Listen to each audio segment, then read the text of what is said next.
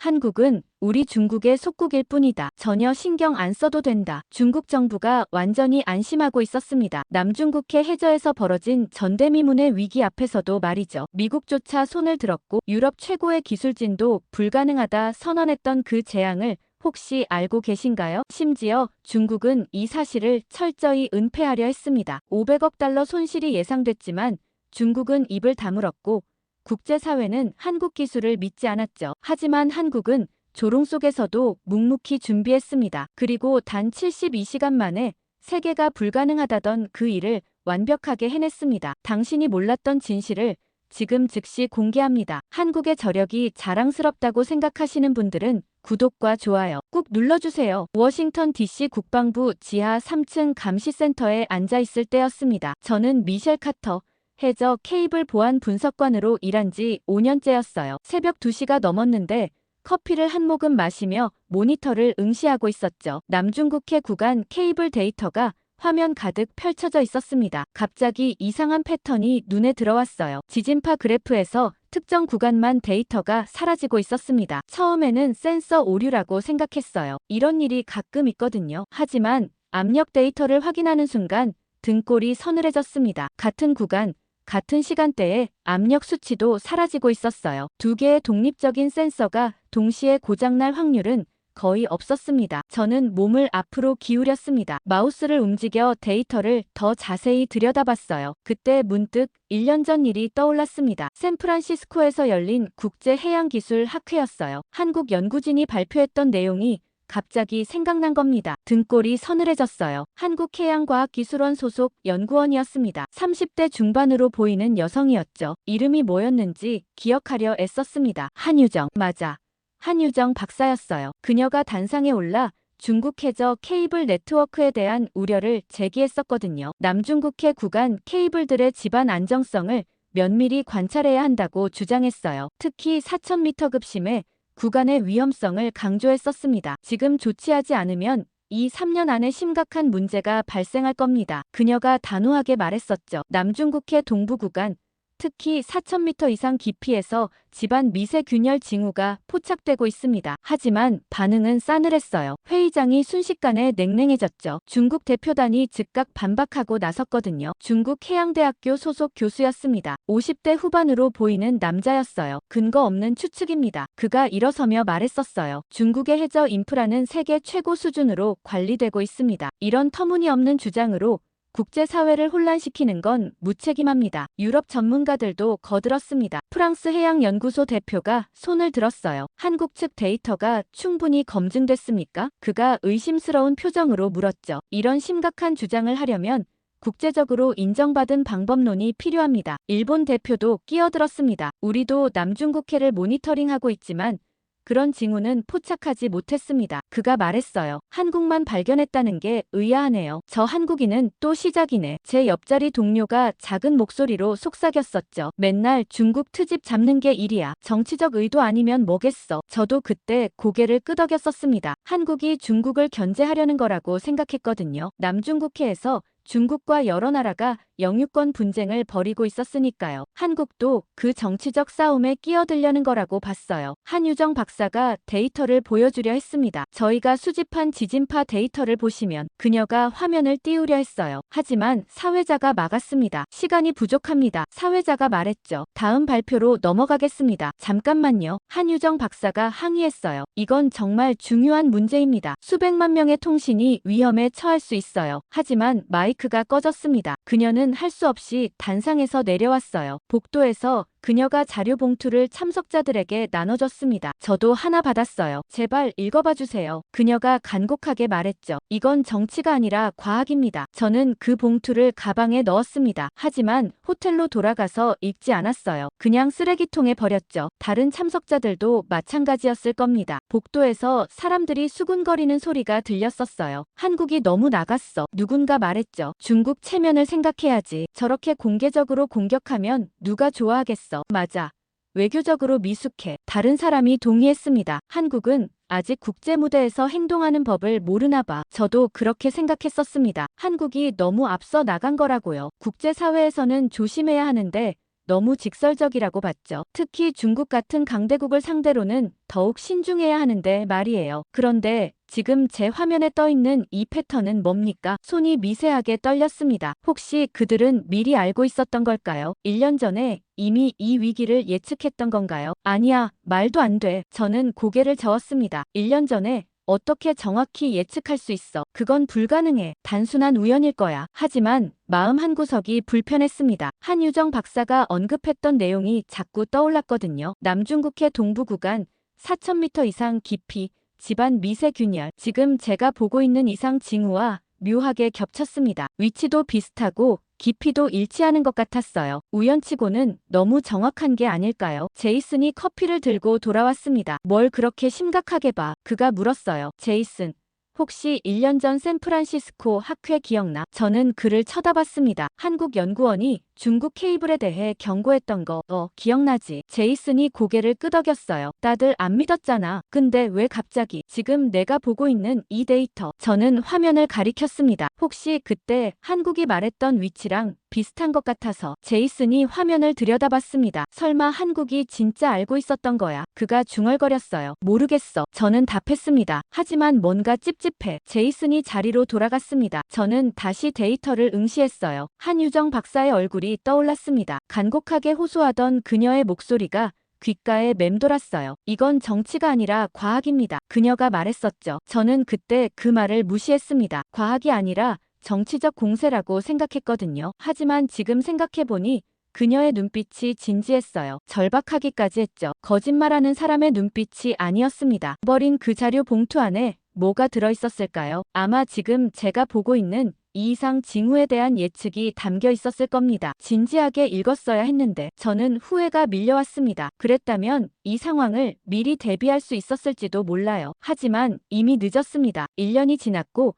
이제 실제로 문제가 발생하고 있었으니까요. 지금 문제가 생긴 곳이 남중국해 케이블 C12 라인이었죠. 수심 4,000m 구간. 지난 3주간 같은 패턴이 반복되고 있었습니다. 밤 10시부터 새벽 4시 사이 정확히 6시간 동안 데이터가 블랙아웃되는 거였어요. 제이슨, 이거 좀 봐. C12 라인 데이터 이상해. 제이슨이 자리에서 일어나 제 모니터를 들여다봤어요. 30대 중반의 베테랑 분석관이었죠. 센서 고장 아니야? 그가 무심하게 말했습니다. 두 개가 동시에. 저는 되물었어요. 지진파랑 압력 센서가 똑같은 시간에 같은 구간에서 멈춘다고. 제이슨이 눈을 가늘게 떴습니다. 그의 표정이 진지해졌어요. 시간 패턴이 규칙적이야. 그가 화면을 가리키며 말했죠. 이건 오작동이 아니야. 뭔가 물리적으로 일어나고 있는 거야. 저는 고개를 끄덕였습니다. 정확히 제가 생각한 거였어요. 집안 문제일 수도 있어. 제가 말했습니다. 미세 균열이 생기면 이런 패턴이 나타날 수 있거든. 4,000m 깊이에서. 제이슨이 의심스러운 표정을 지었어요. 그 깊이에서 균열이 생기면 케이블이 그냥 끊어지지 않을까? 아니야. 저는 화면을 확대하며 설명했습니다. 초기 단계 균열은 케이블을 끊지 않아. 대신 주변 집안을 불안정하게 만들지. 센서가 미세한 움직임을 감지하다가 특정 각도에서는 신호를 잃는 거야. 제이슨이 한숨을 쉬었습니다. 이거 보고해야겠네. 누구한테? 국장한테 바로 올려야 할 것 같은데. 그의 말에 저는 시계를 봤습니다. 새벽 2시 반이었어요. 지금 깨워야 돼? 제가 물었죠. 이 정도면 그래야지. 제이슨이 전화기를 들었습니다. C12는 남중국해 주요 라인이야. 여기 문제 생기면 아시아 전체 통신망이 흔들려. 제이슨이 국장에게 전화를 걸었습니다. 저는 계속 데이터를 분석했어요. 더 자세히 보니 패턴이 점점 악화되고 있었습니다. 3주 전에는 데이터 손실이 30분 정도였는데 어제는 2시간까지 늘어났죠. 진행형이었습니다. 그리고 점점 빨라지고 있었어요. 30분 후 국장이 센터에 도착했습니다. 50대 후반의 로버트 헨슨이었죠. 급하게 온 듯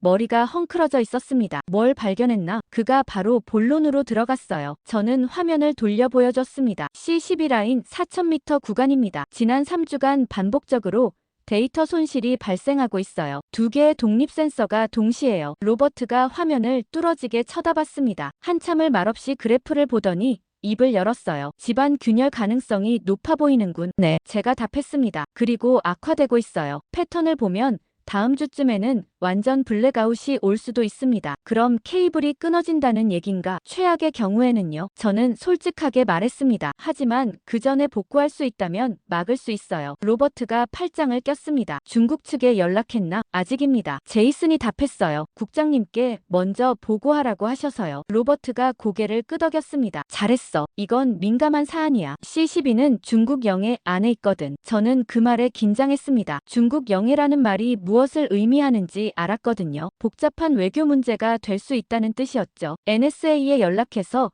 중국 내부 정보 있는지 확인해봐. 로버트가 지시했습니다. 그들도 이 문제를 알고 있는지 파악해야 해. 그리고 미셸, 자네는 계속 데이터를 모니터링해. 패턴 변화가 있으면 즉시 보고하고. 네, 알겠습니다. 저는 대답했어요. 로버트가 센터를 떠난 후 저는 다시 모니터 앞에 앉았습니다. 화면 속 그래프가 계속 깜빡이고 있었어요. 사라지는 데이터, 불안정한 압력, 미세하게 흔들리는 집안, 모든 게 경고하고 있었습니다. 뭔가 큰일이 일어나기 직전이라고요. 제이슨이 커피를 한 잔 더 따라왔습니다. 긴 밤이 될 것 같네. 그가 말했어요. 저는 고개를 끄덕이며 커피를 받았습니다. 창밖으로 워싱턴의 야경이 보였어요. 평화로운 풍경이었지만 저는 알고 있었습니다. 지구 반대편 깊은 바다 밑에서 무언가 무너지기 시작했다는 것을요. 그리고 그 누구도 아직 그 심각성을 모르고 있다는 것을요. 사흘이 지났습니다. 저는 밤낮으로 C-12 라인을 모니터링했지만 상황은 나아지지 않았어요. 오히려 악화되고 있었죠. 데이터 손실 시간이 4시간으로 늘어났고 압력 변화도 더 불규칙해졌습니다. 그날 오후 로버트가 제자리로 왔습니다. NSA에서 자료가 왔어. 그가 봉투 하나를 건넸어요. 극비 문서야. 여기서만 봐. 저는 봉투를 받아 뜯었습니다. 안에 A4 용지 몇 장이 들어있었어요. 중국어로 된 문서를 영어로 번역한 것 같았죠. 첫 페이지 상단에 빨간 도장이 찍혀 있었습니다. 극비라는 뜻이었어요. 문서 제목을 읽는 순간 숨이 막혔습니다. 남중국해 해저 케이블 긴급 상황 보고서 발신 중국공업정보화부 수신 국무원 날짜는 2주 전이었습니다. 저희가 이상 징후를 발견하기 일주일 전이었죠. 중국은 이미 알고 있었던 겁니다. 손이 떨렸어요. 다음 페이지를 넘겼습니다. 상황 요약이라는 제목 아래 간략한 내용이 적혀 있었어요. 남중국해 케이블 3개 라인에서 집안 불안정 징후 확인 C-12, C-15, C-18 구간 동시 모니터링 중 특히 C-12 라인 4000m 구간 붕괴 위험 높음, 해저 집안 미세 균열로 판단. 저는 화면을 뚫어지게 봤습니다. 3개 라인이라고요? 저희는 C-12만 발견했는데 중국은 이미 3개를 파악하고 있었던 겁니다. 다음 문단을 읽었습니다. 예상 피해 규모 C-12 케이블 완전 붕괴 시 동남아시아 통신망 40% 마비, 금융거래 시스템 중단, 군사통신 두절, 복구기간 최소 3개월, 경제적 손실 추정 500억 달러. 저는 숨을 깊이 들이켰습니다. 500억 달러, 상상할 수 없는 규모였어요. 하지만 더 충격적인 내용은 다음 페이지에 있었습니다. 대응 방침이라는 제목이 눈에 들어왔어요. 정보 통제, 외부 공개 절대 금지, 국제사회와 정보 공유하지 않음, 언론 보도 차단, 이유, 공개 시 다음 위험 발생이라고 적혀 있었습니다. 그 위험은 다음과 같았어요. 첫째, 국제금융시장 혼란, 아시아 통신망 불안정성 노출 시 주가 폭락 우려. 둘째, 군사안보 취약점 드러나 남중국해 해저 인프라 약점 노출. 셋째, 기술적 무능 인식, 중국의 심해 기술 부족 드러남. 결론, 내부적으로만 대응, 조용히 복구 방안 모색. 저는 믿을 수 없었습니다. 중국이 이렇게 심각한 문제를 알면서도 완전히 숨기고 있었던 겁니다. 국제통신망이 무너질 위기인데도 아무에게도 알리지 않았어요. 로버트, 이거 진짜입니까? 제가 고개를 들어 물었습니다. NSA가 확인했어. 로버트가 답했어요. 중국 공업정보화부 내부 서버에서 가져온 거야. 100% 진짜야. 저는 다시 문서를 내려다봤습니다. 마지막 페이지에는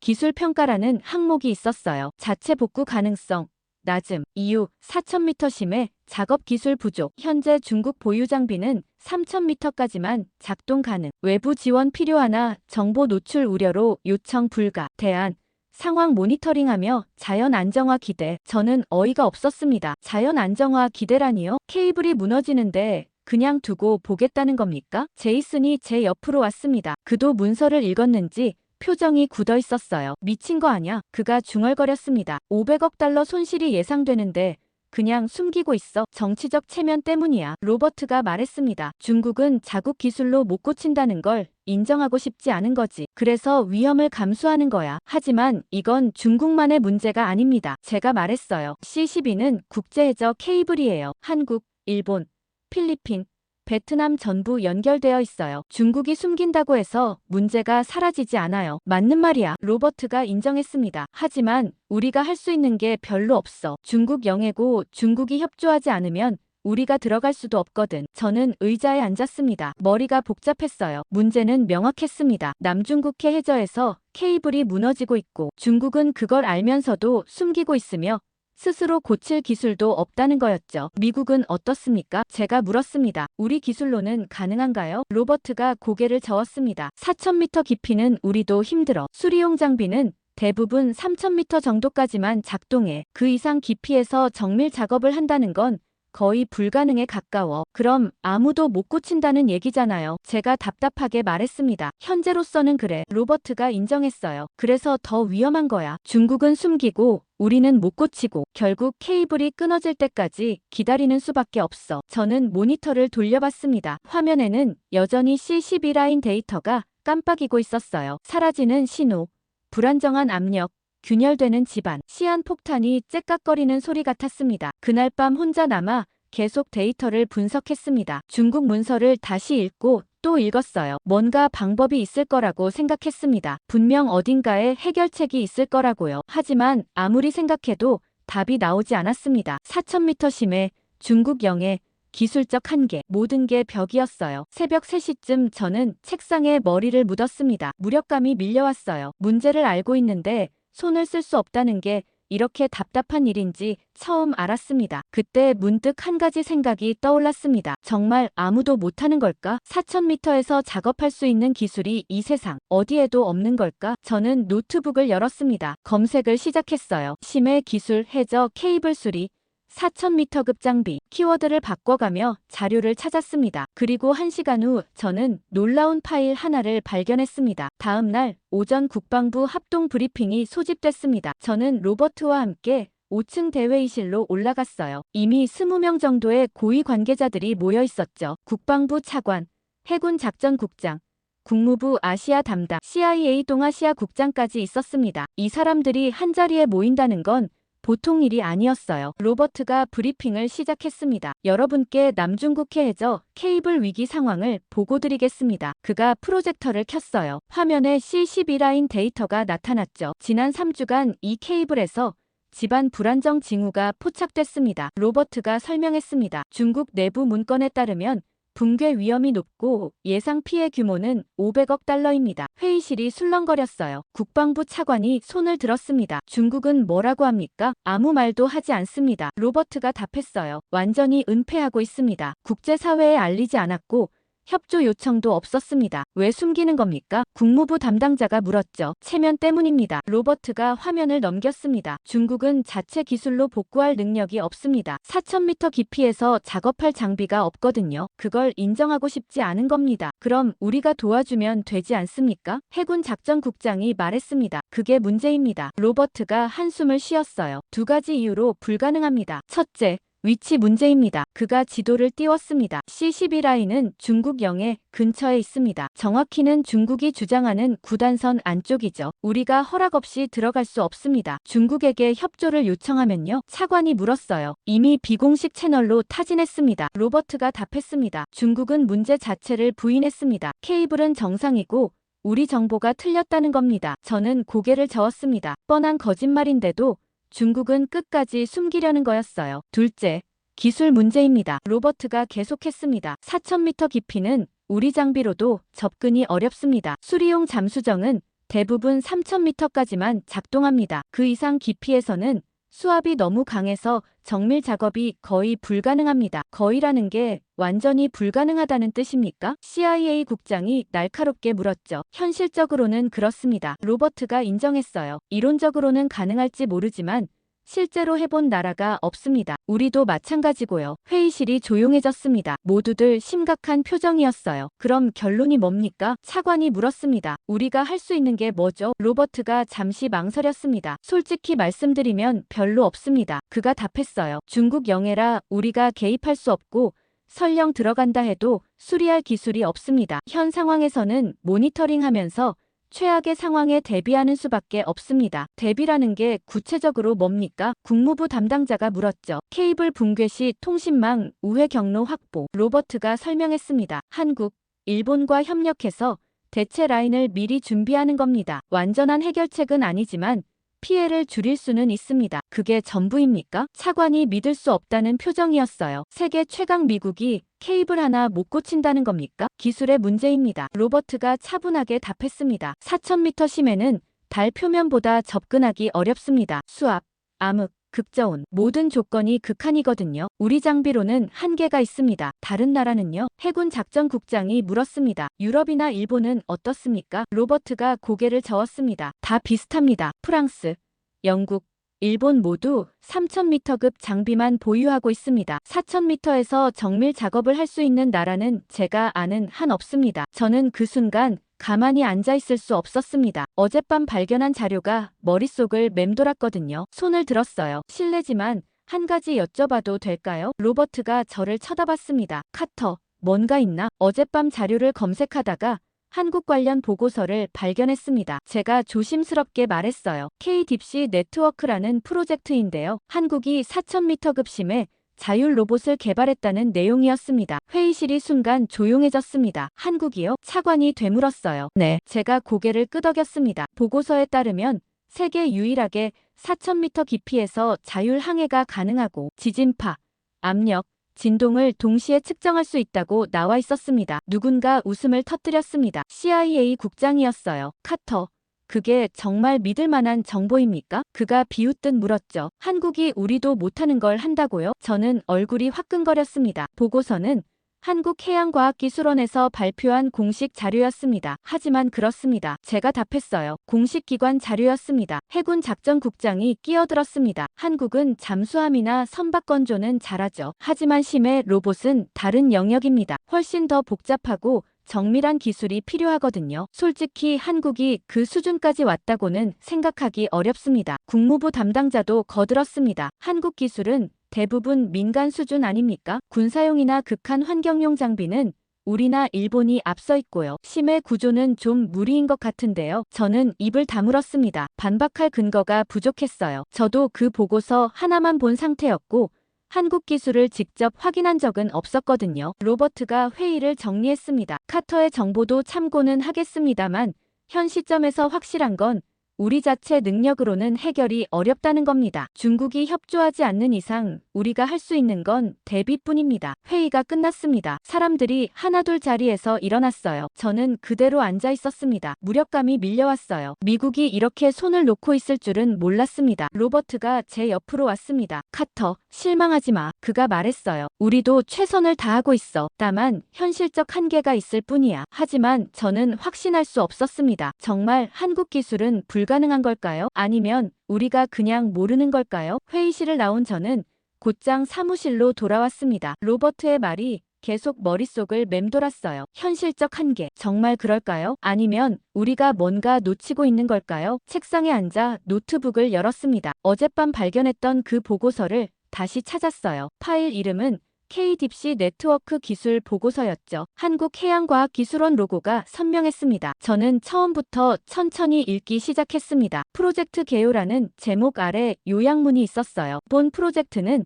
4000m급 심해 자율항해 로봇 시스템 개발을 목표로 2019년 시작되었다. 2023년 11월 최종 실외역 테스트 완료. 세계 최초로 4000m 이상 깊이에서 72시간 연속 자율 작업에 성공했다. 저는 화면을 뚫어지게 봤습니다. 2023년 11월이라면 불과 1년 전이었어요. 그리고 72시간 연속 작업이라는 건 단순 테스트가 아니라 실제 운용이 가능하다는 뜻이었죠. 다음 페이지로 넘어갔습니다. 기술 사양이 상세하게 나와 있었어요. 작동 수심, 최대 4500m, 자율 항해, AI 기반 실시간 경로 수정, 센서 시스템, 지진파, 압력, 진동, 온도, 염분 동시 측정, 작업 능력, 케이블 점검, 샘플 채취, 경미한 수리 가능, 배터리 수명, 96시간, 통신, 수중 음파 통신 및 위성 중계. 저는 숨을 깊이 들이켰습니다. 이건 단순한 관측 장비가 아니었어요. 실제 작업이 가능한 로봇이었죠. 그것도 우리가 불가능하다고 했던 4000m 깊이에서요. 더 놀라운 건 다음 섹션이었습니다. 핵심 기술이라는 제목이 눈에 들어왔어요. 저는 마지막 항목에서 멈췄습니다. 군집 운영이라고요? 로봇 여러 대가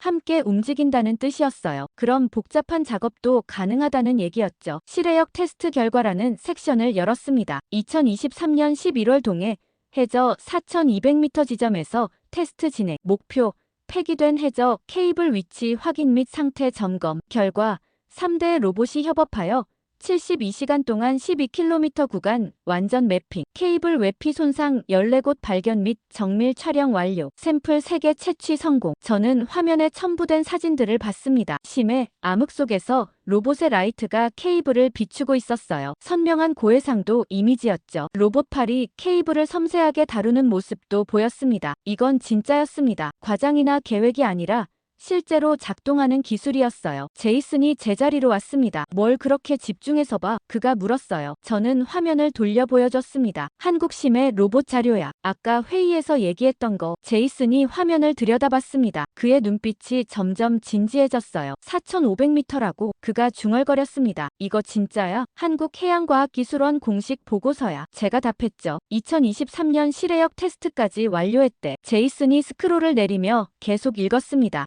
한참을 보더니 휘파람을 불었어요. 이거 대단한데. 우리도 이런 거 없잖아. 우리 로봇은 3000m까지만 가능해. 그래서 아까 회의에서 얘기했는데 아무도 안 믿더라. 제가 한숨을 쉬었습니다. 한국이 이런 기술을 가졌다는 게 믿기지 않는데. 제이슨이 고개를 저었습니다. 편견이야. 솔직히 한국 조선 기술은 세계 최고잖아. 삼성이나 현대가 만드는 LNG선 봤어? 극저온 기술이 장난 아니야. 심해 로봇도 비슷한 원리거든. 극한 환경 기술이라는 점에서 저도 그렇게 생각했습니다. 하지만 회의실에서는 아무도 진지하게 받아들이지 않았어요. 더 자세한 자료가 필요해. 제이슨이 말했습니다. 이 보고서만으로는 부족해. 실제 작동하는 영상이나 더 구체적인 스펙이 있어야 사람들을 설득할 수 있어. 어떻게 구하지? 제가 물었죠. 한국 측에 직접 연락해봐. 제이슨이 제안했습니다. 해양과학기술원 연락처가 보고서에 있잖아. 공식 요청하면 자료를 줄 수도 있어. 저는 보고서 마지막 페이지를 펼쳤습니다. 정말 연락처가 적혀 있었어요. 책임연구원 박진혁 박사, 이메일과 전화번호까지 나와 있었습니다. 지금 연락할까? 제가 시계를 봤습니다. 워싱턴 시간으로 오후 3시였어요. 한국은 다음 날 새벽 5시쯤 될 거였죠. 내일 아침에 해. 제이슨이 말했습니다. 시차 생각해서 한국 시간 오전에 맞춰서. 그게 예의지. 저는 고개를 끄덕였습니다. 박진혁이라는 이름을 메모했어요. 그날 밤 집에 돌아가서도 계속 보고서를 읽었습니다. 읽으면 읽을수록 확신이 들었어요. 이건 우리가 놓치고 있던 해답이었습니다. 한국이 정말 4000m에서 작업할 수 있다면 C12 케이블을 살릴 방법이 있는 거였어요. 하지만 동시에 불안했습니다. 만약 제가 틀렸다면요? 한국 기술이 과장된 거라면요? 그럼 저는 시간만 낭비하는 거고 상부의 신뢰만 잃게 될 거였죠. 침대에 누워 천장을 바라봤습니다. 내일 아침 박진혁 박사에게 연락하면 뭐라고 할까요? 혹시 저를 이상한 사람으로 생각하지는 않을까요? 하지만 선택의 여지가 없었습니다. 이건 제가 찾은 유일한 실마리였어요. 로버트도 안 믿고 회의실 사람들도 비웃었지만 저는 확인해야 했습니다. 직접 한국 연구진에게 물어봐야 했어요. 새벽 2시가 되어서야 잠이 들었습니다. 꿈속에서 저는 깊은 바닷속을 헤매고 있었어요. 암흑 속에서 작은 불빛이 보였습니다. 가까이 가보니 로봇이었어요. 한국 로봇이었죠. 그 로봇이 저를 향해 천천히 다가왔습니다. 그리고 등 뒤에서 무너지는 케이블을 가리켰어요. 저는 그 순간 깨어났습니다. 다음 날 아침 일찍 사무실에 출근했습니다. 한국은 지금 오전 10시쯤 될 거였어요. 박진혁 박사에게 이메일을 보낼 적당한 시간이었죠. 저는 신중하게 메일을 작성했습니다. 박진혁 박사님께. 저는 미국 국방부 해저 케이블 보안 분석관 미셸 카터입니다. K-딥시 네트워크 프로젝트 보고서를 흥미롭게 읽었습니다. 현재 남중국해에서 긴급한 상황이 발생했는데 귀 연구팀의 기술이 유일한 해결책일 수 있습니다. 가능하시다면 화상회의를 통해 상세히 논의하고 싶습니다. 메일을 보내고 나서 긴장하며 기다렸습니다. 답장이 올까요? 아니면 무시당할까요? 30분쯤 지났을 때 알림음이 울렸습니다. 답장이었어요. 카터 씨께 메일 잘 받았습니다. 남중국해 상황에 대해 저희도 모니터링하고 있었습니다. 오늘 오후 3시 화상회의 가능하십니까? 제 심장이 뛰었습니다. 박진혁 박사가 응답한 거였어요. 그것도 이미 상황을 알고 있다고 했습니다. 저는 즉시 답장을 보냈습니다. 가능합니다. 줌 링크 보내주시면 접속하겠습니다. 로버트에게 보고하러 갔습니다. 그의 사무실 문을 두드렸어요. 들어와. 안에서 목소리가 들렸죠. 로버트는 서류를 보고 있었습니다. 로버트. 한국 연구진과 화상회의 약속을 잡았습니다. 제가 말했어요. 오늘 오후에요. 로버트가 고개를 들었습니다. 한국이라고? 그가 미간을 찌푸렸어요. 카터. 자네 아직도 그 얘기하는 건가? 네. 저는 단호하게 답했습니다. 보고서를 자세히 읽어봤는데 진짜입니다. 실외역 테스트 결과도 있고 사진도 있어요. 로버트가 한숨을 쉬었습니다. 카터. 현실적으로 생각해봐. 한국이 우리보다 앞선 심해 기술을 가졌다는 게 말이 되나? 하지만 증거가 있습니다. 제가 항변했어요. 2023년 동해에서 4,200m 깊이에서 72시간 작업했다고요. 보고서는 누구나 쓸 수 있어. 로버트가 차갑게 말했습니다. 실제로 작동하는지는 별개 문제야. 그래서 직접 확인하려는 겁니다. 저는 말했어요. 오늘 화상회의에서 더 자세한 자료를 요청할 거예요. 로버트가 팔짱을 꼈습니다. 알았어, 해봐. 하지만 너무 기대는 하지 마. 한국 기술을 폄하하는 게 아니야. 다만 4,000m 심해 작업은 정말 어려운 거거든. 미국, 러시아, 프랑스도 제대로 못하는 걸 한국이 했다는 건 좀 믿기 어려워. 저는 사무실을 나왔습니다. 로버트의 회의적인 태도가 답답했어요. 하지만 이해는 됐습니다. 저도 처음 봤을 때는 반신반의했으니까요. 오후가 되었습니다. 저는 소회의실에서 노트북을 열고 줌에 접속했어요. 화면에 박진혁 박사가 나타났습니다. 50대 초반으로 보이는 남자였어요. 안경을 쓰고 있었고 침착한 인상이었죠. 카터 씨, 안녕하세요. 박 박사가 유창한 영어로 인사했습니다. 박사님, 시간 내주셔서 감사합니다. 제가 답했어요. 남중국해 C12 라인에 대해 들으셨나요? 네, 알고 있습니다. 박 박사가 고개를 끄덕였어요. 저희도 독자적으로 모니터링하고 있었습니다. 집안 불안정이 심각하더군요. 정말입니까? 저는 놀라서 물었습니다. 어떻게 알고 계셨어요? 한국도 그 케이블을 사용하거든요. 박 박사가 설명했습니다. 저희 통신사들이 데이터 이상을 보고했고 저희 팀에 분석 의뢰가 왔어요. 3주 전부터 패턴을 추적했습니다. 저는 숨을 깊이 들이켰습니다. 한국도 독자적으로 문제를 파악하고 있었던 거였어요. 박사님 팀의 딥시봇이 그 깊이에서 작업 가능합니까? 제가 핵심 질문을 던졌죠. 가능합니다. 박 박사가 단호하게 답했습니다. 4,500m까지 작동하도록 설계되었습니다. C12는 4,000m 구간이니 충분히 접근할 수 있어요. 점검만이 아니라 수리도요. 경미한 수리는 가능합니다. 박 박사가 화면을 공유했어요. 로봇8 구조가 나타났죠. 케이블 외피 보강, 센서 교체,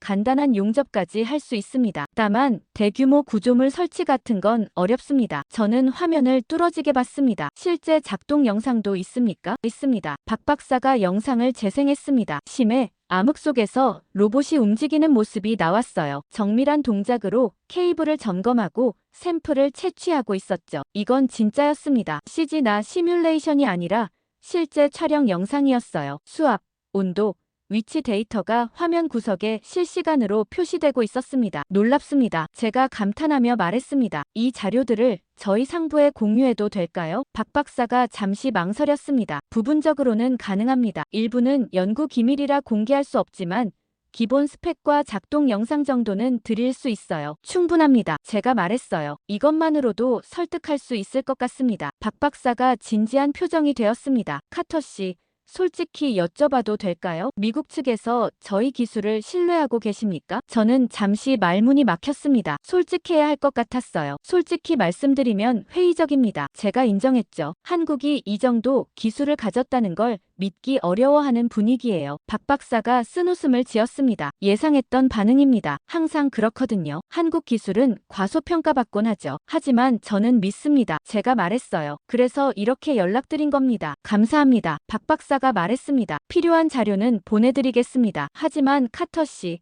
한 가지 알아두셔야 할 게 있어요. 뭡니까? 기술은 준비되어 있습니다. 박 박사가 말했어요. 하지만 실제 투입 여부는 정치적 결정이에요. 한국 정부가 승인해야 하고 중국이 허락해야죠. 그 과정이 기술보다 더 어려울 겁니다. 저는 고개를 끄덕였습니다. 그 말이 맞았어요. 기술이 있다고 해서 모든 게 해결되는 건 아니었죠. 화상 회의를 마치고 로버트에게 보고하러 갔습니다. 자료를 받았습니다. 제가 말했어요. 실제 작동 영상도 있어요. 보여줘. 로버트가 말했습니다. 저는 노트북으로 영상을 재생했어요. 로버트가 화면을 주시했습니다. 표정이 조금씩 변하는 게 보였어요. 영상이 끝나자 로버트가 한숨을 쉬었습니다. 인상적이긴 해. 그가 인정했어요. 하지만 이게 C12 같은 위기 상황에서도 작동할지는 모르는 일이야. 적어도 가능성은 있습니다. 제가 말했죠. 로버트가 저를 쳐다봤습니다. 알았어. 다음 주 NSC 회의에서 보고해봐. 하지만 각오는 해도 사람들이 곱게 받아들이지 않을 거야. 2주 후 저는 싱가포르에 있었습니다. 국제해양안보 포럼이 열리는 마리나베이 컨벤션 센터였어요. 전 세계 해양 전문가들이 모이는 연례 행사였죠. 로버트가 저를 보냈습니다. 한국 기술에 대한 국제사회 반응을 떠보라는 거였어요. 포럼 둘째 날 오후 세션이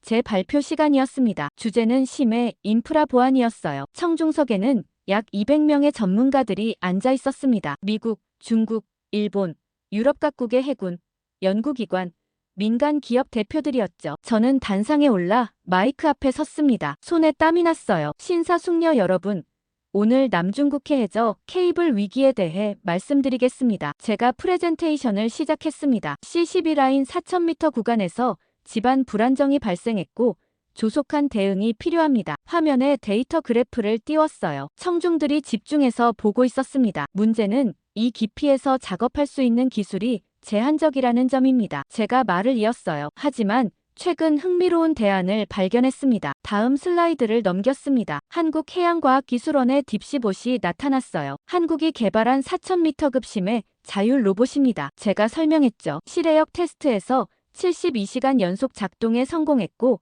케이블 점검 및 경미한 수리가 가능합니다. 청중석에서 웅성거림이 들렸습니다. 몇몇 사람들이 고개를 갸웃거렸어요. 실제 작동 영상을 보여드리겠습니다. 저는 박진혁 박사가 보내준 영상을 재생했습니다. 심해에서 로봇이 움직이는 모습이 대형 스크린에 나타났어요. 하지만 반응은 제가 기대한 것과 달랐습니다. 몇몇 사람들이 팔짱을 꼈고 어떤 이들은 휴대폰을 보기 시작했어요. 영상이 끝나고 질의응답 시간이 되었습니다. 앞줄에 앉았던 중국 대표가 손을 들었어요. 중국 해양대학교 리웨이 교수였습니다. 50대 후반으로 보이는 남자였죠. 카터 씨, 흥미로운 발표였습니다. 리웨이가 일어서며 말했습니다. 하지만 몇 가지 의문이 있습니다. 말씀하십시오. 제가 답했어요. 한국 기술이 정말 4000m에서 작동한다는 확실한 증거가 있습니까? 리웨이가 날카롭게 물었습니다. 방금 영상을 보셨잖습니까? 제가 답했죠. 2023년동에 4200m에서 촬영된 실제 영상입니다. 리웨이가 비웃듯 웃었습니다. 영상은 조작될 수 있습니다. 그가 말했어요. 한국의 심해 기술은 기껏해야 민간 수준입니다. 조선소에서 배나 만드는 기술이지 극한 환경 로봇 기술과는 차원이 다릅니다. 청중석에서 몇몇이 고개를 끄덕였습니다. 제 얼굴이 화끈거렸어요. 한국은 공식 연구기관에서 검증된 데이터를 발표했습니다. 제가 반박했습니다. 해양과학기술원은 신뢰할 만한 기관이에요. 신뢰와 능력은 별개입니다. 리웨이가 자신감 있게 말했습니다. 중국도 수십 년간 심해 기술을 개발했지만 4000m 정밀 작업은 여전히 어렵습니다. 한국이 갑자기 그걸 해냈다는 건 현실적으로 믿기 어렵습니다. 다른 사람이 손을 들었습니다. 일본 해양연구개발기구의 사토 박사였어요. 저도 한 가지 지적하고 싶습니다. 사토가 말했습니다. 일본은 세계 최고 수준의 심해 탐사 기술을 보유하고 있습니다. 유인 잠수정 신카이도 6500m까지 갑니다. 하지만 작업용 로봇은 다른 문제입니다. 관측과 작업은 완전히 다른 기술이거든요. 정확합니다. 제가 답했어요. 그래서 한국 딥시봇이 주목할 만한 겁니다. 관측뿐 아니라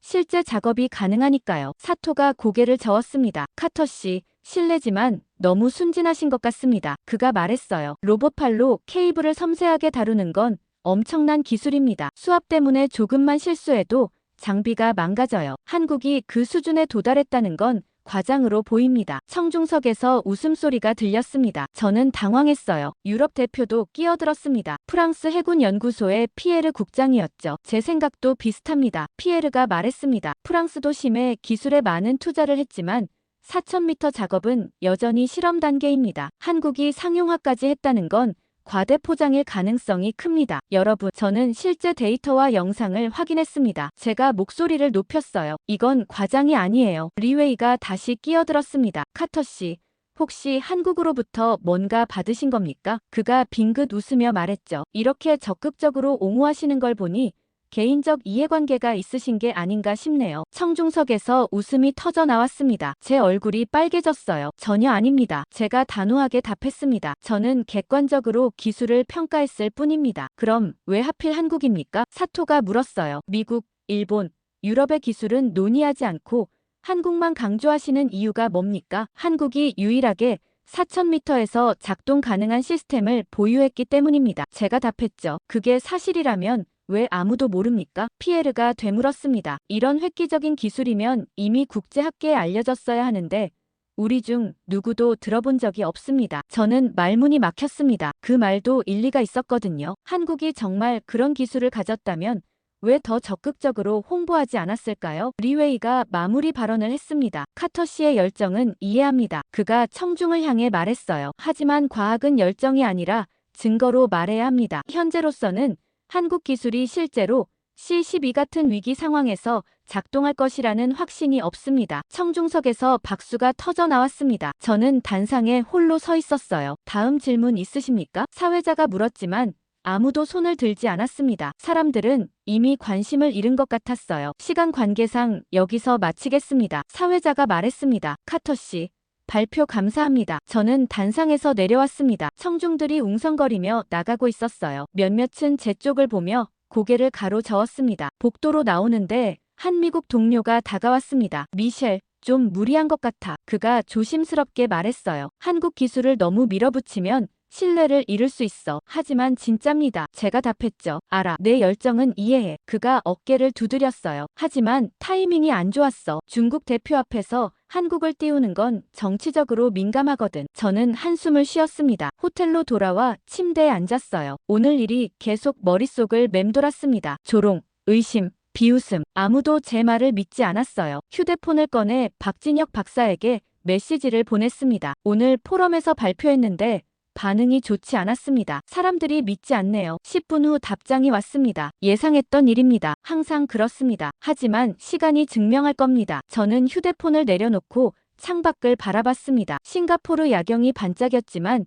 제 마음은 무거웠어요. 싱가포르에서 돌아온 저는 망가진 기분이었습니다. 사무실에 앉아 멍하니 모니터를 바라보고 있었어요. C12 라인 데이터는 여전히 악화되고 있었죠. 이제 데이터 손실 시간이 8시간까지 늘어났습니다. 제이슨이 다가왔습니다. 싱가포르 어땠어? 그가 물었어요. 최악이었어. 저는 솔직하게 답했습니다. 아무도 안 믿더라. 중국 대표는 공개적으로 조롱했고 제이슨이 한숨을 쉬었습니다. 힘들었겠네. 저는 고개를 끄덕였어요. 혹시 내가 틀린 걸까? 제가 중얼거렸습니다. 한국 기술이 정말 과장된 걸까? 그렇게 생각해? 제이슨이 물었죠. 모르겠어. 저는 모니터를 가리켰어요. 근데 이 데이터는 거짓말을 안 해. 케이블은 계속 무너지고 있고 시간이 없어. 그날 밤 집에 돌아가서도 잠을 잘 수가 없었습니다. 노트북을 열어 한국 보고서를 다시 꺼냈어요. 처음부터 끝까지 다시 읽었죠. 데이터 하나하나를 재검토했습니다. 수심, 작동 시간, 센서 정확도,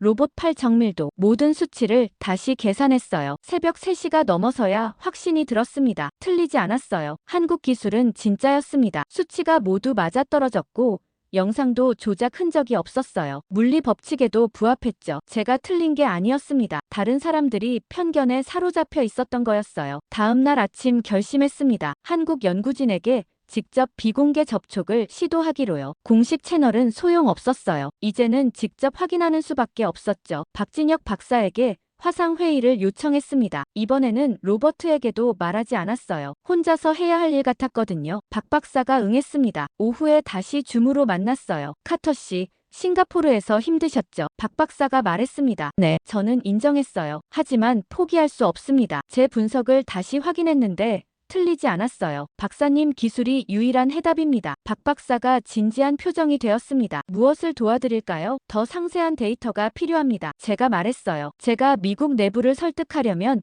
의심의 여지가 없는 증거가 있어야 해요. 박 박사가 잠시 생각하더니 고개를 끄덕였습니다. 알겠습니다. 하지만 일부 데이터는 연구 기밀이라 전부는 드릴 수 없어요. 이해합니다. 저는 말했어요. 필요한 부분만이라도 괜찮습니다. 박 박사가 화면을 공유하기 시작했습니다. 상세한 기술 스펙이 나타났어요. 로봇 내압 시스템 설계도, 센서 배치도, AI 알고리즘 구조까지 보여졌죠. 이건 4,500m 수압을 견디는 외피 구조입니다. 박 박사가 설명했어요. 특수 티타늄 합금과 세라믹 복합재를 사용했습니다. 3년간 압력 테스트를 반복했어요. 실패율은요? 제가 물었습니다. 127회 테스트에서 3회 실패했습니다. 박 박사가 솔직하게 답했어요. 실패 원인을 분석해서 개선했고 현재 버전은 50회 연속 성공했습니다. 저는 숫자를 적었습니다. 97.6% 성공률이었어요. 높은 수치였죠. 다음은 AI 자율 항해 시스템입니다. 박 박사가 화면을 넘겼습니다. 암흑 환경에서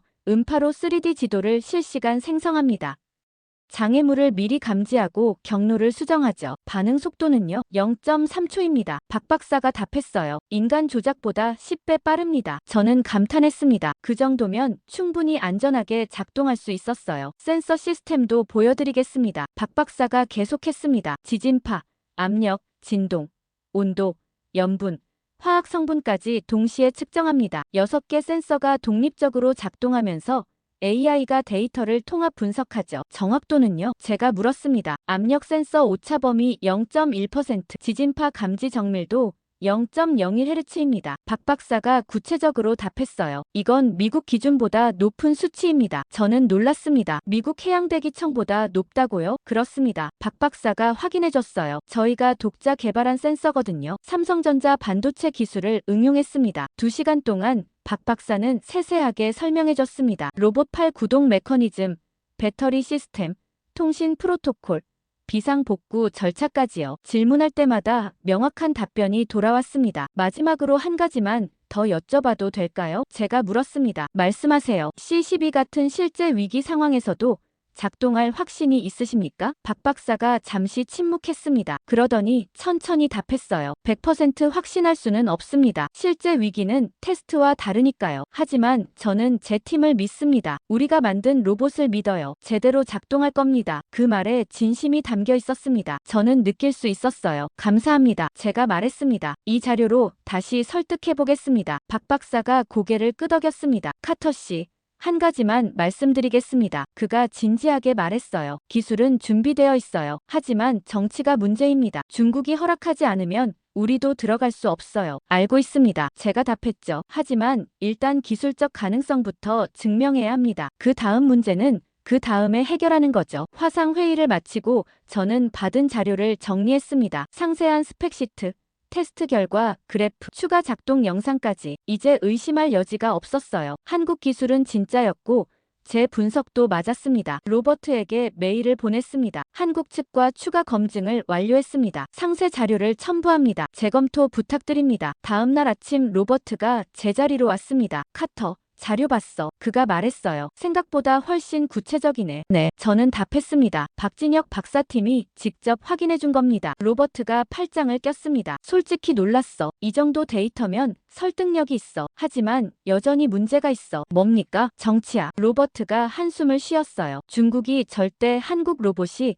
자기네 영해에 들어오는 걸 허락하지 않을 거야. 그럼 어떻게 해야 합니까? 제가 물었죠. 모르겠어. 로버트가 솔직하게 답했습니다. 하지만 적어도 기술은 확인했어. 그게 첫걸음이지. 저는 고개를 끄덕였습니다. 첫걸음이지만 중요한 걸음이었어요. 그런데 일주일 후 예상치 못한 일이 벌어졌습니다. 중국이 움직인 거였어요. 아침에 출근하자마자 로버트가 급하게 저를 불렀습니다. 카터. 큰일 났어. 그가 태블릿을 건넸어요. 중국 외교부 공식 성명이 화면에 떠 있었죠. 저는 내용을 읽기 시작했습니다. 최근 일각에서 남중국 해저 케이블에 대한 허위 정보가 유포되고 있다. 성명 내용이었어요. 특히 미국 일부 인사가 한국 기술을 내세우며 중국 영해 내 케이블에 문제가 있다고 주장하고 있다. 이는 명백한 사실 왜곡이다. 제 이름은 나오지 않았지만 저를 겨냥한 게 분명했습니다. C12 케이블은 정상 작동 중이다. 성명이 계속됐어요. 어떠한 구조적 문제도 없으며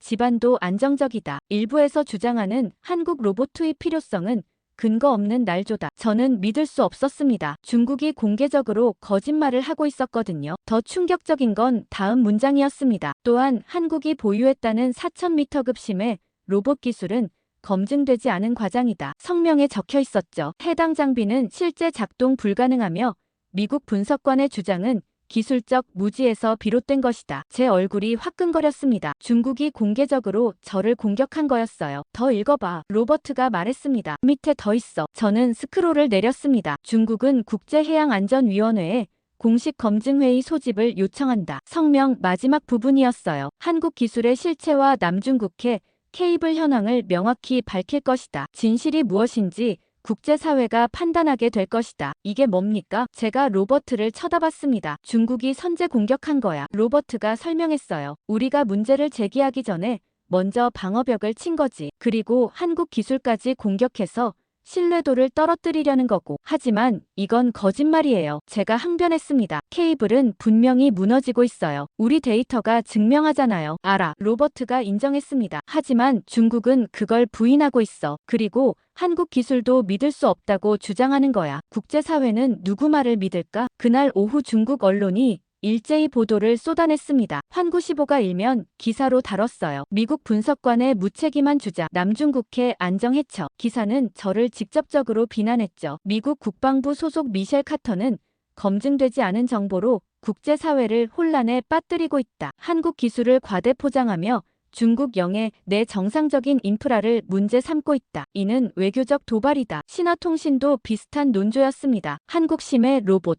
실체 없는 허상. 제목이었어요. 한국이 주장하는 4000m급 로봇은 실제 검증된 바 없다. 단 한 차례의 국제 인증도 받지 못했으며 독자적 주장에 불과하다. 미국 일각이 이를 맹신하는 것은 기술적 판단력 부족을 드러낸다. CCTV는 전문가 인터뷰를 내보냈습니다. 중국 해양대학교 리웨이 교수가 나왔어요. 싱가포르 포럼에서 저를 조롱했던 바로 그 사람이었죠. 한국 기술은 과장되었습니다. 리웨이가 카메라를 향해 말했습니다. 4000m 심해 작업은 극도로 어렵습니다. 미국, 러시아, 중국도 제대로 못하는 일을 한국이 했다는 건 상식적으로 맞지 않습니다. 저는 사무실에서 이 모든 보도를 지켜봤습니다. 중국의 여론전이 무서웠어요. 조직적이고 일사불란했죠. 제이슨이 다가왔습니다. 중국이 본격적으로 나섰네. 그가 말했어요. 이거 대응해야 하는 거 아냐? 뭐라고 대응합니까? 저는 답답하게 말했습니다. 우리 데이터를 공개할 수도 없고 한국 기술을 더 증명할 방법도 없어요. 이틀 후 국제해양안전위원회에서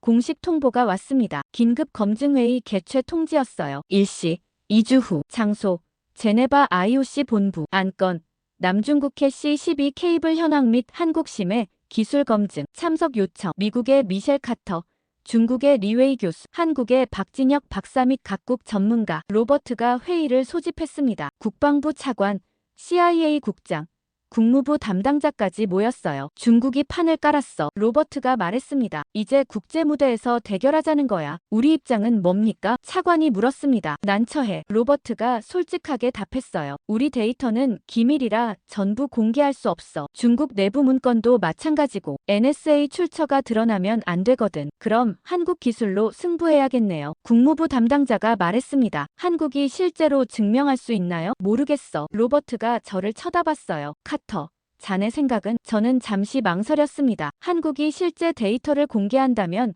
가능할 것 같습니다. 제가 조심스럽게 말했어요. 하지만 박진혁 박사도 일부는 기밀이라고 했거든요. 전부 공개할지는 모르겠습니다. 그럼 우리가 불리한 거잖아. CIA 국장이 말했습니다. 중국은 공식 부인했고 우리는 증거를 다 못 내놓고 국제사회는 중국 손을 들어줄 거야. 차관이 한숨을 쉬었습니다. 카터, 이거 자네가 시작한 일이야. 그가 날카롭게 말했어요. 자네가 한국 기술을 주장했고 중국이 반격한 거지. 책임지고 해결해. 저는 압박감을 느꼈습니다. 한국과 조율하겠습니다. 제가 답했어요. 그날 밤 박진혁 박사에게 긴급 화상 회의를 요청했습니다. 박 박사가 화면에 나타났을 때 표정이 굳어 있었어요. 중국 성명 보셨죠? 박 박사가 먼저 말했습니다. 네. 저는 고개를 끄덕였습니다. 검증회의가 열립니다. 2주 후 제네바에서요. 알고 있습니다. 박 박사가 답했어요. 우리 정부에서도 통보받았어요. 박사님 팀이 참석하실 겁니까? 아직 결정되지 않았습니다. 박 박사가 조심스럽게 말했습니다. 정부가 고민 중이에요. 중국과 정면 충돌하는 거니까요. 하지만 이건 기회입니다. 제가 말했어요. 한국 기술을 세계에 증명할 수 있어요. 동시에 위험이기도 합니다. 박 박사가 답했습니다. 만약 실패하면 한국 기술 전체가 신뢰를 잃어요. 그리고 중국과의 관계도 악화되고요. 저는 말문이 막혔습니다. 그 말도 맞았거든요. 카터 씨, 박 박사가 진지하게 말했습니다. 솔직히 여쭤봐도 될까요? 미국은 정말 한국을 믿습니까? 아니면 그냥 중국 견제용으로 이용하는 겁니까? 그 질문이 가슴에 꽂혔습니다. 저는 한국을 믿습니다. 제가 답했어요. 하지만 솔직히 미국 전체가 그런 건 아닙니다. 박 박사가 고개를 끄덕였습니다. 정직한 답변 감사합니다. 생각해보겠습니다. 화상회의가 끝났습니다. 저는 불안했어요. 한국이 참석하지 않으면 어떻게 되는 걸까요? 일주일이 지났습니다. 한국으로부터 아무 답변이 없었어요. 저는 매일 이메일을 확인했지만 박진혁 박사는 침묵하고 있었죠. 검증회의까지 일주일밖에 남지 않았습니다. 초조했어요. 한국이 불참하면 중국의 일방적 승리로 끝날 게 뻔했거든요. 그날 저녁 늦게 박 박사에게서 메일이 왔습니다. 화상회의 요청이었어요. 긴급이라고 적혀 있었죠. 저는 급하게 노트북을 열었습니다. 줌에 접속하자 박 박사가 나타났어요. 그런데 혼자가 아니었습니다. 옆에 2명이 더 있었죠. 소개하겠습니다. 박 박사가 말했습니다. 한유정 연구원과 김태수 기술 책임자입니다. 두 사람이 고개를 숙여 인사했어요. 30대 초반으로 보이는 여성과 40대 중반 남성이었죠. 만나서 반갑습니다. 제가 인사했습니다. 카터 씨.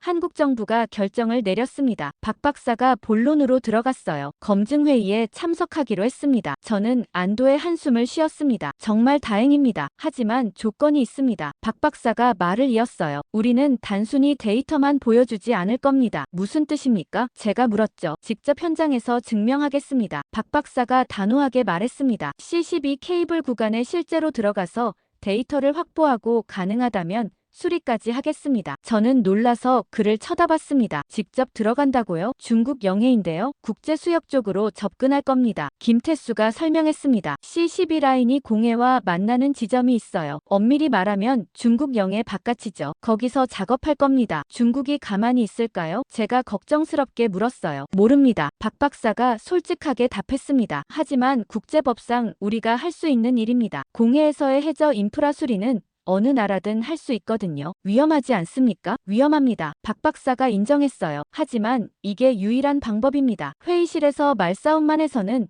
아무도 안 믿어요. 실제로 보여줘야 합니다. 한유정이 끼어들었습니다. 저희는 이미 준비를 시작했습니다. 그녀가 화면을 공유했어요. 수리선 사진이 나타났죠. 해양과학기술원 소속 이사부호입니다. 한유정이 설명했습니다. 심해 장비를 실을 수 있는 연구선이에요. 내일 부산항을 출발합니다. 그렇게 빨리요? 제가 놀라서 물었습니다. 시간이 없어요. 김태수가 말했습니다. 검증회의 전날까지 데이터를 확보해야 하니까요. 3일 안에 현장 도착해서 작업 완료해야 합니다. 로봇은 준비됐습니까? 제가 물었죠. 2대를 투입합니다. 박 박사가 답했습니다. 딥시봇 1호와 2호예요. 1호는 정밀 센서 측정용이고 2호는 수리 작업용입니다. 2대가 협업해서 작업할 겁니다. 화면에 로봇 사진들이 나타났습니다. 실제로 보니 생각보다 작았어요. 길이 2m 정도의 원통형 기계였죠. 하지만 정교해 보였습니다. 작업 계획을 설명해 드리겠습니다. 김태수가 화면을 바꿨어요. 타임라인이 나타났죠. 1일차 현장 도착 및 1호기 투입, 집안 정밀 측정. 2일차 2호기 투입, 케이블 외피 점검 및 손상 부위 확인. 3일차 수리 작업, 외피 보강 및 집안 안정화 조치 가능합니까? 제가 의심스럽게 물었습니다. 3일은 너무 짧은 것 같은데요. 충분하지 않으면 연장합니다. 박 박사가 말했습니다. 하지만 검증회의 전에는 최소한 정밀 데이터라도 확보해야 해요. 그래야 중국 주장을 반박할 수 있으니까요. 저는 고개를 끄덕였습니다. 미국 측에도 보고해야 합니다. 제가 말했어요. 이 계획을 알려야 해요. 알려주세요. 박 박사가 동의했습니다. 하지만 언론에는 비공개로 부탁드립니다. 중국이 미리 알면 방해할 수 있어요. 알겠습니다. 제가 약속했어요. 카터 씨, 박 박사가 진지하게 말했습니다. 왜 우리가 이 위험을 감수하는지 아십니까? 제가 조용히 기다렸습니다. 기술을 증명하기 위해서가 아닙니다. 박 박사가 계속했어요. 인류의 해저 인프라를 지키기 위해서예요. C12 케이블이 끊어지면 수억 명이 피해를 입습니다. 중국이 숨긴다고 해서 문제가 사라지지 않아요. 누군가는 나서야 합니다. 그게 한국이라는 거군요. 제가 말했죠. 그렇습니다. 박 박사가 고개를 끄덕였습니다. 우리에게 기술이 있고 의지가 있으니까요. 한유정이 덧붙였습니다. 그리고 옳은 일이니까요. 저는 감동받았습니다. 이들은 국익이 아니라 더 큰 가치를 위해 움직이고 있었어요. 필요한 게 있으면 말씀하세요. 제가 말했습니다. 제가 도울 수 있는 건 뭐든 하겠습니다. 미국 해군 정보를 공유해 주시면 좋겠습니다. 김태수가 요청했어요. 해당 해역 해류 데이터, 수온 분포, 중국 해군 동선 같은 거요. 안전을 위해 필요합니다. 확인해 보겠습니다. 제가 약속했어요. 회의가 끝난 후 저는 곧바로 로버트에게 보고했습니다. 한국이 직접 현장에 들어갑니다. 제가 말했어요. 실제 데이터를 확보하고 수리까지 하겠답니다. 로버트가 놀란 표정이었습니다. 정말 대단한데 위험하지 않나? 위험합니다. 저는 인정했어요. 하지만 그들은 각오가 되어 있었어요. 로버트가 한참을 생각하더니 말했습니다. 알았어. 해군에 협조 요청하자. 한국팀이 안전하게 작업할 수 있도록 정보를 제공하는 거야. 정말입니까? 제가 놀라서 물었죠. 우리도 이 케이블이 무너지는 걸 원하지 않아. 로버트가 답했습니다. 한국이 고치겠다는데 도와줘야지. 그날 밤 박 박사에게 메일을 보냈습니다. 미국 해군 정보 공유 승인됐습니다. 필요한 데이터 보내드리겠습니다. 그리고 행운을 빕니다. 곧 답장이 왔습니다. 감사합니다. 최선을 다하겠습니다. 저는 창밖을 바라봤습니다. 지구 반대편 어딘가에서 한국팀이 출항 준비를 하고 있을 거였어요. 작은 배 한 척과 로봇 2대로 거대한 중국에 맞서는 거였죠. 무모해 보였지만 동시에 용감했습니다. 그리고 저는 그들을 믿었어요. 드디어 제네바 IOC 본부 대회의실은 긴장감으로 가득했습니다. 검증회의 당일 아침이었어요. 저는 미국 대표단 자리에 앉아 있었죠. 양옆으로 로버트와 국무부 담당자가 있었습니다. 맞은편에는 중국 대표단이 자리 잡고 있었어요. 리웨이 교수가 중앙에 앉아 있었고 그 옆으로 중국 외교부 관계자들이 즐비했죠. 적어도 10명은 되어 보였습니다. 한국 측은 박진혁 박사와 한유정, 김태수 이렇게 3명뿐이었습니다. 수적으로 압도당하는 것처럼 보였어요. 하지만 박 박사의 표정은 침착했습니다. 의장이 회의를 시작했습니다. 오늘 안건은 남중국해 C-12 케이블 현황과 한국심의 기술 검증입니다. 그가 말했어요. 먼저 중국 측 발표를 듣겠습니다. 리웨이가 일어났습니다. 그는 단상으로 걸어가 프레젠테이션을 시작했어요. 신사숙녀 여러분, 리웨이가 말했습니다. 오늘 명확히 밝히겠습니다. C-12 케이블은 완벽하게 정상입니다. 화면에 중국 측 데이터가 나타났습니다. 그래프들이 빼곡했어요. 우리는 지난 6개월간 지속적으로 모니터링했습니다. 리웨이가 설명했죠. 집안은 안정적이고 케이블 외피에도 손상이 없습니다. 미국 측이 주장하는 균열 징후는 존재하지 않습니다. 저는 화면을 뚫어지게 봤습니다. 데이터가 조작된 게 분명했어요. 우리가 본 것과 완전히 달랐죠. 일부에서 한국 로봇이 필요하다고 주장합니다. 리웨이가 비웃듯 말했습니다. 하지만 문제가 없는데 왜 로봇이 필요합니까? 이는 불필요한 개입을 정당화하려는 시도일 뿐입니다. 그가 다음 슬라이드를 넘겼습니다. 한국 기술에 대한 내용이었어요. 한국이 주장하는 4000m급 기술은 검증되지 않았습니다. 리웨이가 단호하게 말했죠. 국제 인증도 없고 제3자 검증도 없습니다. 단지 그들 스스로 주장할 뿐입니다. 청중석에서 웅성거림이 들렸습니다. 각국 대표들이 고개를 끄덕이고 있었어요. 따라서 우리는 요청합니다. 리웨이가 마무리했습니다. 이 불필요한 논란을 종식시켜 주십시오. C-12는 안전하고 한국 개입은 불필요합니다. 그가 자리로 돌아갔습니다. 중국 대표단이 박수를 쳤어요. 의장이 박진혁 박사를 쳐다봤습니다. 한국 측 발표를 듣겠습니다. 박 박사가 천천히 일어났습니다. 단상으로 걸어가는 그의 걸음이 묵직했어요. 신사숙녀 여러분, 박 박사가 마이크 앞에 섰습니다. 저는 증거로 말하겠습니다. 그가 노트북을 열었습니다. 화면에 뭔가 연결되기 시작했어요. 로딩 아이콘이 빙글빙글 돌았죠. 중국 측은 케이블이 정상이라고 합니다. 박 박사가 말했습니다. 하지만 지금부터 보여드릴 것은 현장의 실제 모습입니다. 화면이 바뀌었습니다. 갑자기 심해 영상이 나타났어요. 완전한 암흑 속에서 로봇의 라이트만 빛나고 있었죠. 회의장이 술렁거렸습니다. 이것은 바로 지금 실시간 영상입니다. 박 박사가 설명했습니다. C-12 케이블 4050m 지점입니다. 우리 딥시봇 1호기가 촬영하고 있습니다. 화면 속에서 케이블이 보이기 시작했습니다. 로봇이 천천히 다가가고 있었어요. 그리고 확대되는 순간 모두가 숨을 죽였습니다. 케이블 외피에 균열이 선명하게 보였거든요. 여러분이 보시는 것이 현실입니다. 박 박사가 조용히 말했습니다. 외피 균열 길이 약 3m, 폭 0.5cm. 그가 레이저 포인터로 화면을 가리켰어요. 이것은 초기 단계 손상입니다. 지금 조치하지 않으면 완전히 파열될 겁니다. 리웨이가 벌떡 일어났습니다. 잠깐만요. 그가 소리쳤어요. 이게 정말 실시간입니까? 조작된 영상 아닙니까? 확인하시겠습니까? 박 박사가 차분하게 답했습니다. 그가 키보드를 몇 번 쳤어요. 화면 구석에 타임스탬프가 나타났습니다. 제네바 시간과 정확히 일치했죠. 그리고 GPS 좌표도 표시되었습니다. 청중석에서 누군가 좌표를 확인하기 시작했습니다. 정확히 C12라인 위치였어요. 리웨이의 얼굴이 창백해졌습니다. 계속 보시죠. 박 박사가 말했습니다. 화면에서 로봇팔이 움직이기 시작했어요. 센서를 케이블에 가까이 대고 있었죠. 실시간 데이터가 화면 옆에 나타났습니다. 집안 미세 진동, 0.3Hz 지속, 압력 변화, 비정상적 증가 패턴, 장력 변화, 기준치 대비 15% 상승. 박 박사가 하나하나 설명했습니다. 이 모든 데이터가 중국 주장과 모순됩니다. 케이블은 정상이 아닙니다. 위험 상태입니다. 회의장이 완전히 조용해졌습니다. 모두가 화면에 집중하고 있었어요. 로봇이 천천히 케이블을 따라 이동했습니다. 또 다른 균열 지점이 나타났어요. 이번에는 더 컸습니다. 두 번째 손상 지점입니다. 박 박사가 말했습니다. 균열길이 5m. 이건 심각한 수준입니다. 리웨이가 자리에서 뭐라고 중국어로 외쳤습니다. 옆에 있던 외교부 관계자가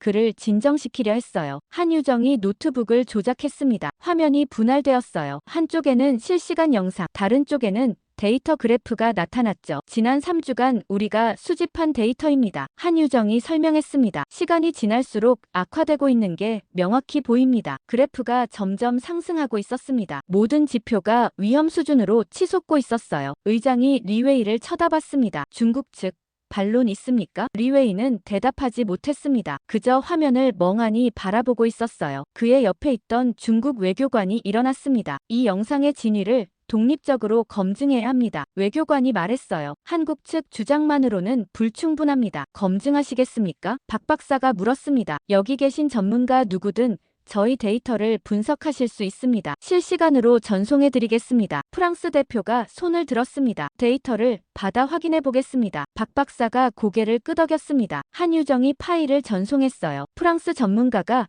노트북으로 분석하기 시작했습니다. 10분 정도 지났습니다. 회의장은 조용했어요. 모두가 결과를 기다리고 있었죠. 프랑스 전문가가 고개를 들었습니다. 데이터는 진짜입니다. 그가 발표했어요. 타임스탬프, GPS 좌표, 센서 수치 모두 조작 흔적이 없습니다. 이것은 실제 현장 데이터가 맞습니다. 회의장이 술렁거렸습니다. 일본 대표도 확인했습니다. 저희도 분석했는데 동일한 결론입니다. 그가 말했죠. 케이블 상태가 심각합니다. 리웨이가 자리에 주저앉았습니다. 중국 대표단이 당황한 표정으로 서로 속삭이고 있었어요. 의장이 말했습니다. 한국 측 증거가 확인되었습니다. 그가 선언했어요. C12 케이블은 위험 상태이며 조속한 조치가 필요합니다. 박 박사가 마지막으로 말했습니다. 우리는 이미 수리 준비를 마쳤습니다. 2호기가 대기 중입니다. 허락만 해주신다면 지금 당장 작업을 시작하겠습니다. 회의장에 박수가 터져 나왔습니다. 저도 박수를 쳤어요. 한국이 해냈습니다. 실시간 증거로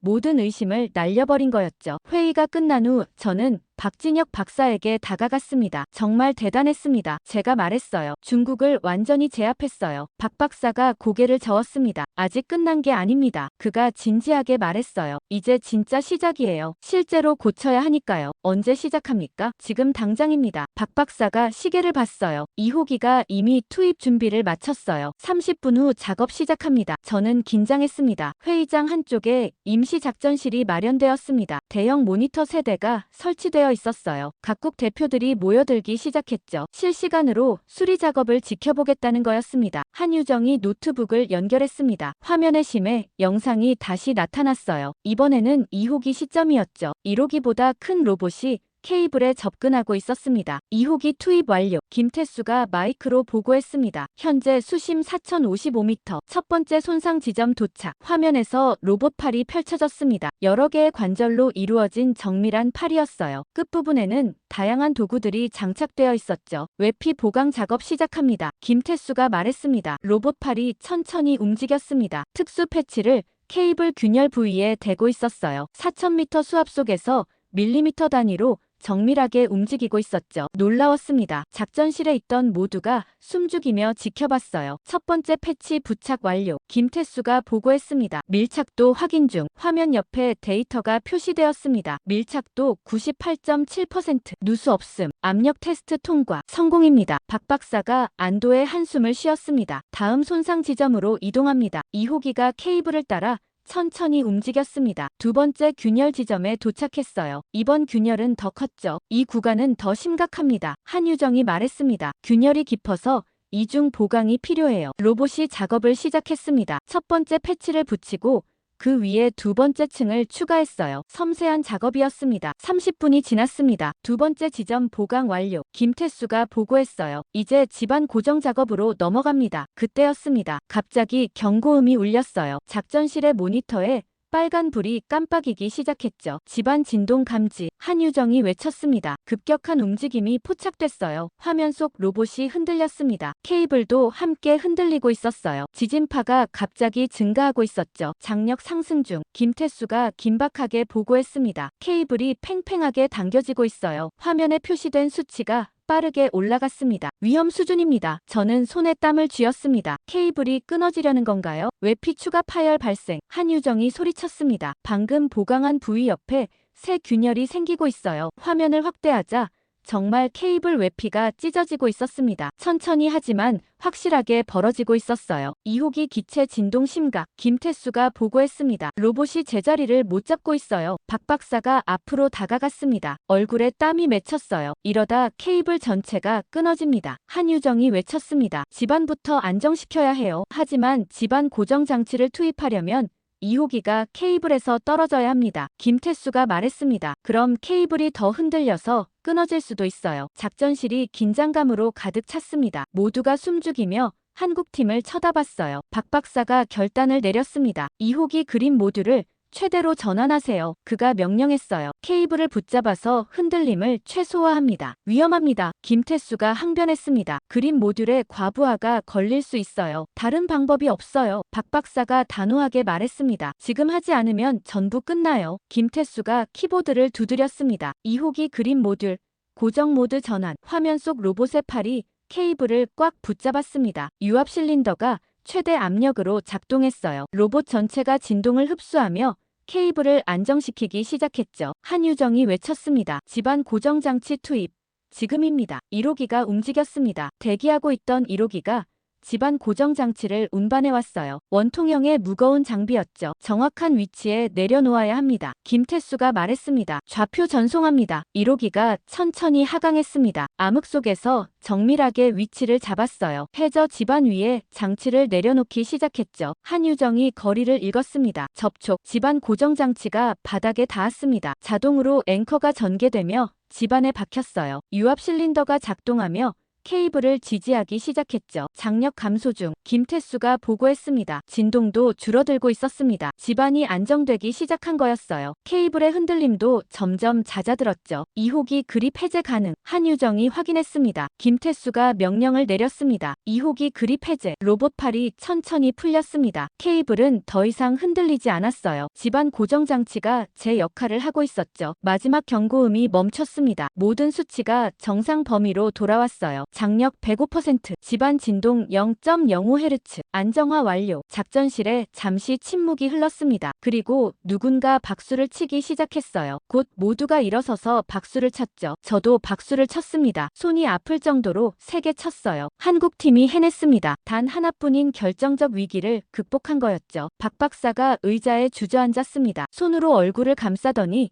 깊은 한숨을 쉬었어요. 한유정과 김태수도 서로를 껴안았습니다. 긴장이 풀린 거였죠. 위기는 끝났습니다. 하지만 작업은 아직 끝나지 않았어요. 이제 완벽한 복구만 남았습니다. 위기를 넘긴 후에도 작업은 계속되었습니다. 한국팀은 쉬지 않고 움직였어요. 2호기가 다시 케이블로 돌아갔습니다. 새로 생긴 균열을 보강하기 시작했어요. 추가 패치 부착 시작합니다. 김태수가 차분하게 보고했습니다. 아까와 달리 목소리가 안정되어 있었죠. 위기를 극복한 후였으니까요. 로봇팔이 정밀하게 빠르게 움직였습니다. 새 균열 부위에 패치를 붙이고 밀착시켰어요. 이번에는 3중 보강을 했죠. 작전실에서 지켜보던 프랑스 전문가가 감탄했습니다. 저 정밀도는 놀랍군요. 그가 옆 사람에게 속삭였어요. 4000m 수압에서 저렇게 섬세하게 작업하다니. 일본 대표도 고개를 끄덕였습니다. 우리 로봇으로는 불가능한 수준입니다. 그가 인정했죠. 시간이 흘렀습니다. 3시간, 5시간, 8시간. 한국팀은 쉬지 않고 작업했어요. 모든 균열 부위를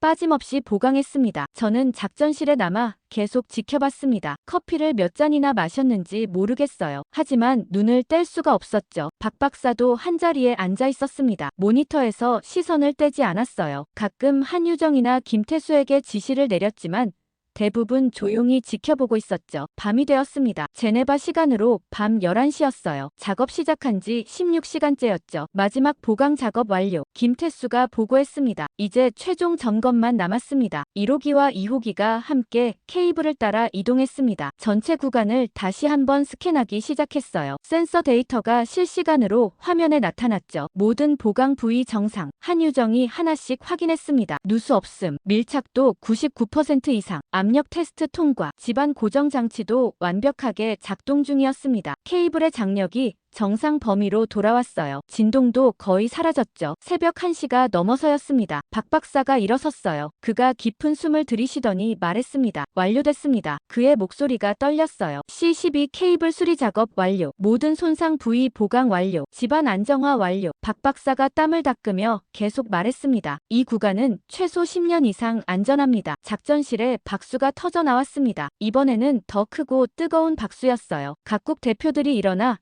기립박수를 보냈죠. 저도 일어섰습니다. 눈물이 날 것 같았어요. 한국팀이 정말 해낸 겁니다. 불가능하다던 일을 실제로 해낸 거였죠. 의장이 앞으로 나왔습니다. 대한민국 팀에게 감사드립니다. 그가 진심으로 말했어요. 여러분은 오늘 역사를 만들었습니다. 다음 날 아침 공식 발표가 있었습니다. IOC 본부 브리핑룸에 각국 언론이 몰려들었어요. 카메라 플래시가 터졌죠. 의장이 단상에 올랐습니다.